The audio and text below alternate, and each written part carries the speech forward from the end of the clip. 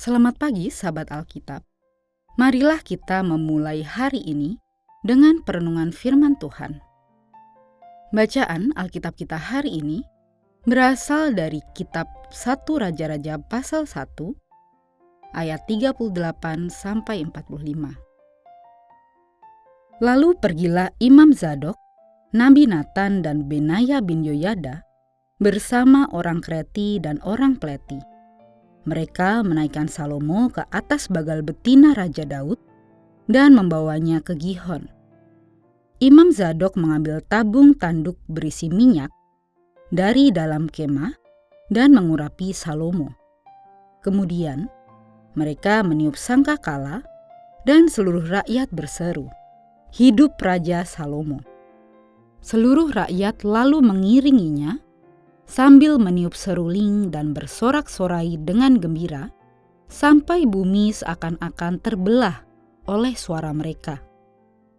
Hal itu terdengar oleh Adonia dan semua undangan yang ada bersama dia ketika mereka baru selesai makan. Mendengar bunyi sangkakala itu, Yoab berkata, "Mengapa ada suara gaduh di kota?" Selagi ia berbicara, datanglah Yonatan, anak Imam Abiatar.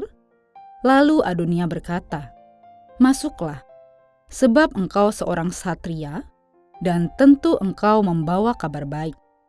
Tetapi jawab Yonatan kepada Adonia, "Tidak, Tuan kita Raja Daud telah mengangkat Salomo menjadi raja.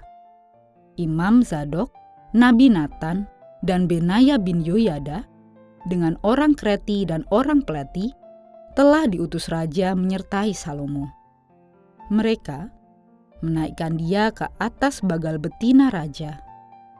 Imam Zadok dan Nabi Natan mengurapi dia di Gihon menjadi raja. Lalu dari sana mereka pulang dengan bersorak-sorai sehingga kota menjadi gaduh. Itulah bunyi yang kamu dengar tadi."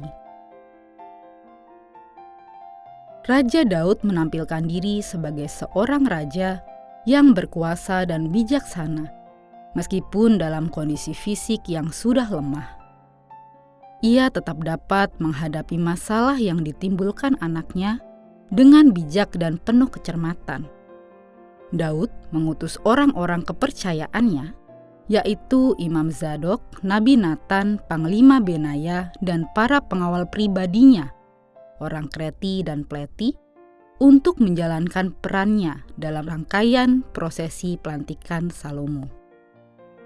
Daud memberikan perintah secara detail, tahap demi tahap proses pelantikan, dan mereka melakukan persis seperti yang diperintahkan olehnya. Jika kita perhatikan, cara pelantikan Salomo ini jauh berbeda dengan yang dilakukan oleh Adonia, anak pertama Daud, yang mempersembahkan kurban lalu mengundang orang-orang untuk makan bersama dan memperkenalkan diri sebagai raja menggantikan ayahnya. Sedangkan Salomo memulai prosesi dengan mengendarai bagal milik raja, lambang tahta kerajaan, menuju Gihon, sumber air utama di Yerusalem. Lalu ia juga diurapi oleh minyak yang diambil dari dalam kemah. Kemah yang dimaksud adalah kemah suci, yang sering juga disebut tabernakel, yang berarti tempat kediaman, simbol kehadiran Allah di tengah umat.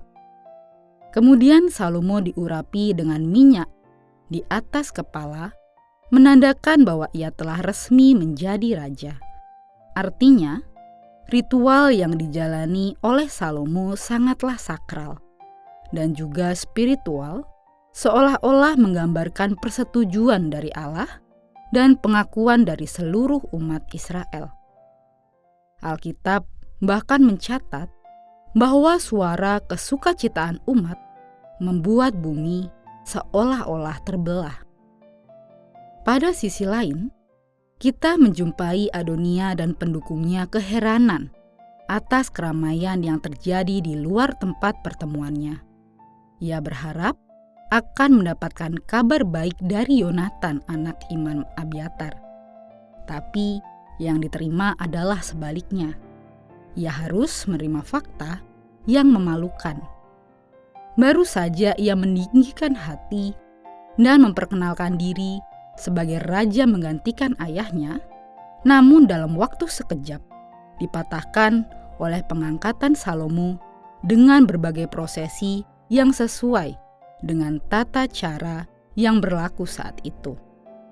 Entah apa yang menjadi pertimbangan Adonia sebelumnya, mengapa ia bertindak jauh tanpa sepengetahuan ayahnya, sehingga tindakannya itu menjadi masalah bagi dirinya sendiri.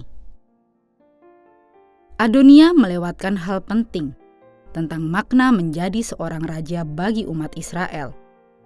Raja bukan semata tentang jabatan politis dan kekuasaan, tetapi tentang tanggung jawab sebagai gembala bagi umat dan seorang hamba bagi Allah. Sebagai gembala, artinya bahwa raja yang memimpin harus mengenal dan mendahulukan kepentingan rakyat di atas kepentingan diri sendiri. Sebagai hamba Allah, artinya menjadi raja, ia harus memiliki relasi baik dengan Allah dan memegang prinsip hidup yang sesuai kehendaknya. Sahabat Alkitab, kita perlu menyadari bahwa menjadi pemimpin merupakan peran yang hanya dapat dilakukan bila seseorang mempertimbangkan berbagai aspek dalam pelaksanaan kepemimpinannya. Banyak orang ingin menjadi pemimpin karena tergiur akan kehormatan, kekuasaan, bahkan kekayaan. Padahal, dalam kepemimpinan ada tanggung jawab, penyangkalan diri, dan spiritualitas yang terus bertumbuh. Melalui bacaan hari ini, kita belajar akan aspek-aspek kepemimpinan tersebut dari proses Salomo menjadi raja dan juga kegagalan Adonia menjadi raja. Pemimpin bukan hanya bicara mengenai jabatan-jabatan formal di masyarakat, melainkan juga peran-peran yang kita hidupi dalam keseharian kita. Misalnya, sebagai orang tua, saudara, pelayan gerejawi, pemimpin di lingkungan, dan lain sebagainya. Mari bertumbuh sebagai pemimpin yang dikehendakinya. Mari kita berdoa. Tuhan, kami mengucap syukur atas setiap kebaikan yang Engkau berikan kepada kami, terlebih kepercayaan yang Engkau berikan bagi kami untuk menjadi bagian dalam karya keselamatan yang Engkau berikan bagi setiap umat-Mu. Oleh karenanya Tuhan, tolonglah kami agar hikmat-Mu sajalah yang menuntun setiap tutur kata dan perilaku kami dalam kehidupan ini. Amin.